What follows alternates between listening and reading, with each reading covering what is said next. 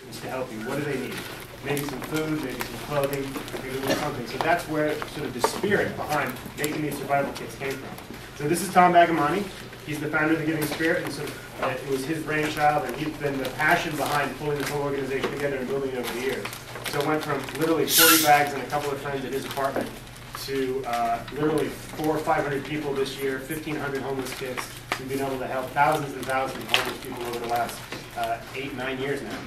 And maybe, Tom, since I just gave a little bit of background, you could talk a little bit about, what drove you to do this and what was the motivator and how it's been so far. Thanks, James. First off, I just want to say that this is one of the proudest moments in our existence to be here with Julie and the people that she's assembled here. And I just want to give you guys a big round of applause for everything that you've done. So, thank you very much. Our mission is really very simple, and I think that's what makes it so easy to accept us as an organization. As James might have touched upon, one of our mandates is that 95 cents of every dollar goes back to the street. It's truly more like 98.5 cents, and I've got my treasurer here that can verify all those numbers for you. But what that means is that every ounce of charity goes right to the people who desperately need it. You've seen the numbers. And I don't think there's a problem for me to recant them for you. On any given night, there's 88,000 people in the city, in Los Angeles County and city, are looking for a place to sleep. There are only 16,000 beds, so you do the math. On an annualized basis, in 1 year, 250,000 people are homeless in Los Angeles. That's larger than a lot of cities that surround the city of Los Angeles. A lot larger than some of the cities we've come from. And it's the largest homeless population in the country by far. LA is #1 in homelessness.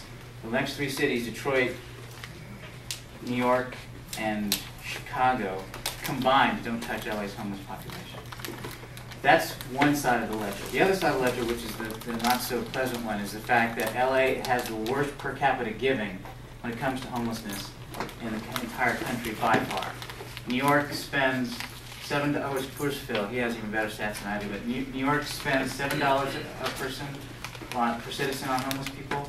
Chicago, 6, Boston, 10, Seattle, 13. Guess how much LA spends?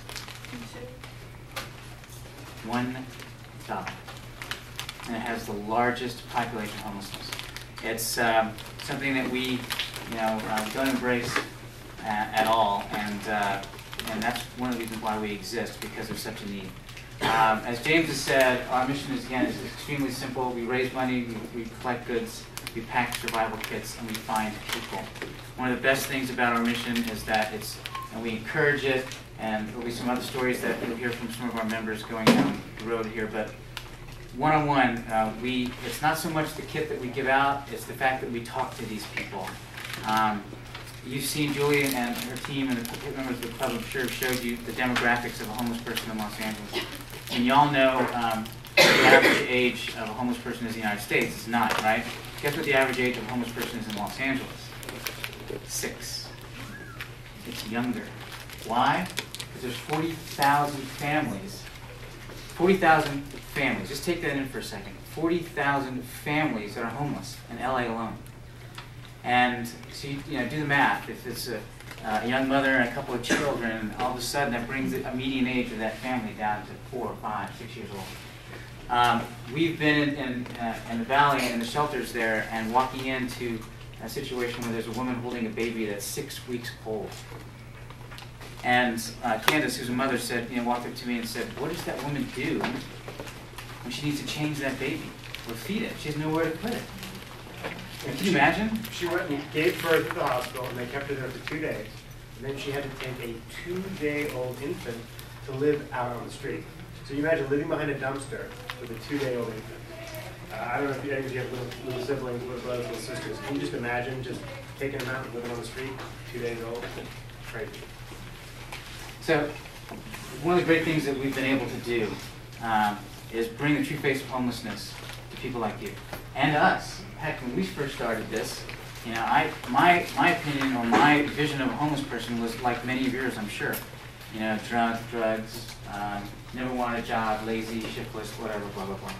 That is, there's a lot of that out there, but it's not the truth.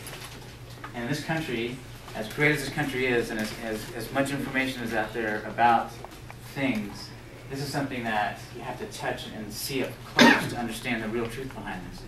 I mean, one of the greatest things we do is that, I've heard that expression, 6 degrees of separation between you and somebody like Kevin Bacon game that you can play. What we try to do is show you that there's really 1 degree of separation between me and that homeless person, you and that homeless mother. And we've done it because there's so many stories. I was telling somebody just a second ago, there's a woman last year we met in downtown LA on Skid Row,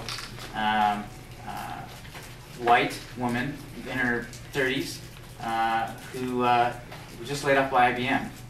IBM, she's a college graduate, no family, no money, couldn't afford the rent, no savings. She ended up on the street. No friends that could take her in.